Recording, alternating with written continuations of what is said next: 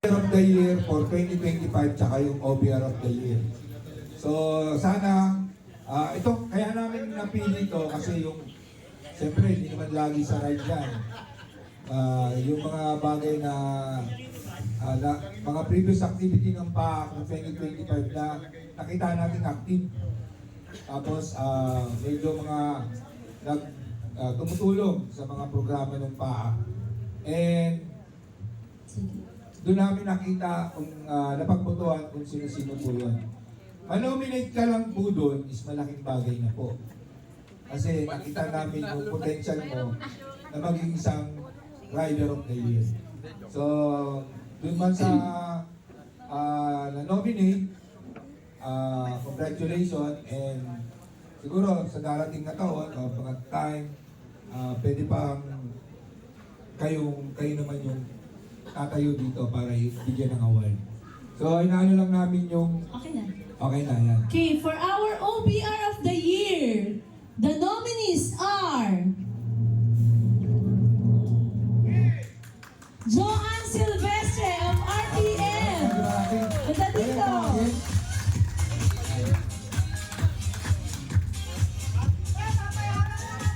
Papayagan ka na daw.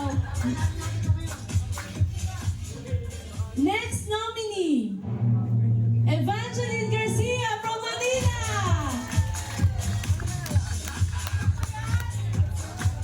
Wow, sexy.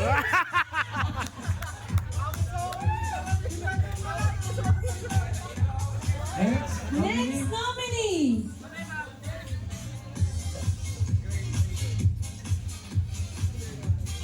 Gracia Layosa from RPM.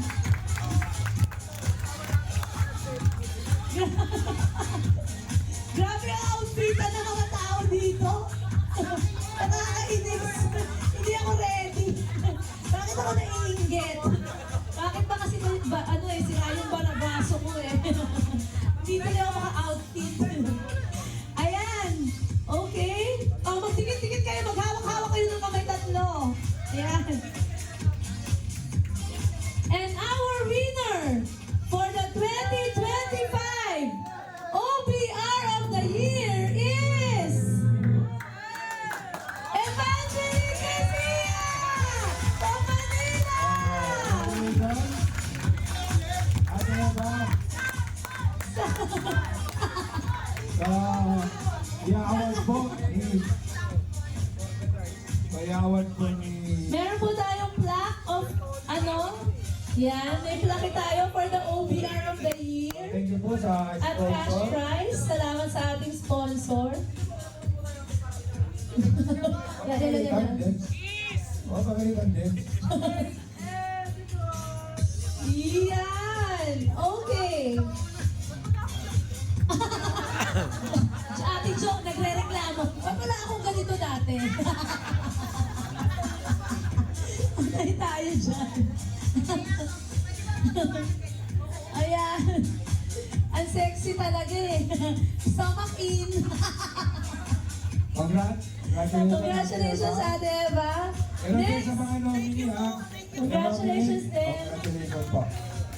Next, Next. for our Rider of the Year, our nominees are Ang Rider of the Year last year, si Soso. Tingnan nyo naman yung itsura. Nakapasok. Kaya nga, alam mo naman potential. Dapat kailan din yung sana yung Rider of the Year. Yan, ha? Buti yan, kapapag sa iyo. Ha? Last year wala ka rin yan. Wala din. Kaya Sorry po sa susunod na. Ate Jo, sa susunod na. Our nominees for the 2025 Rider of the Year, Michael Ayosa from RPM. Ano, Michael? Nominee natin, first nominee. Lasik na.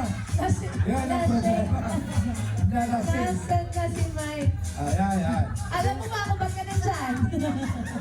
Ano, Mike? Mike, alam mo ba't ka Ba't nandyan? nandiyan ka? Ano?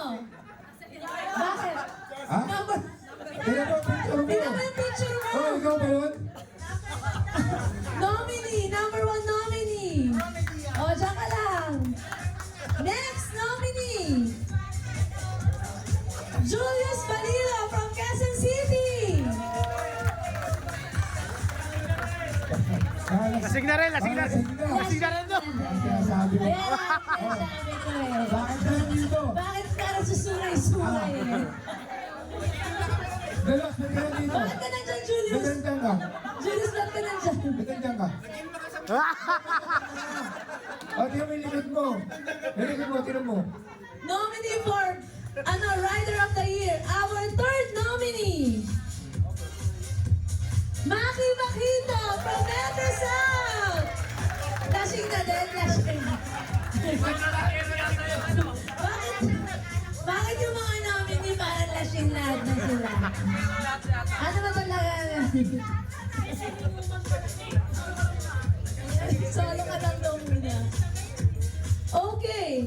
Our last, ayan na pala, siya na pala yung ating, may last pa, our last nominee from Metro Manila, Deo Gula!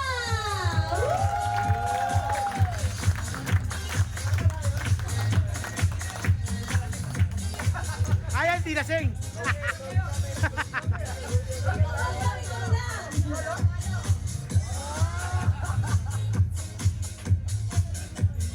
O yan, maghawak-hawak kayo ng kamay, maghawak-hawak kayo ng kamay.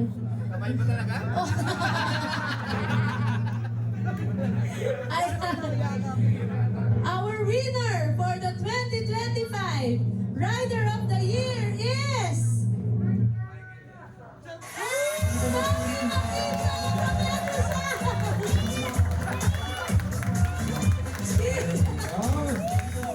Congratulations sa mga nominee natin. Ayan, Tapos yung award po, award ng ating binulsa yung cash award. 2024, Rider of the Year. Yan, kiss. Tapos, Okay, tawagin tawag natin si natin. Ate Eva.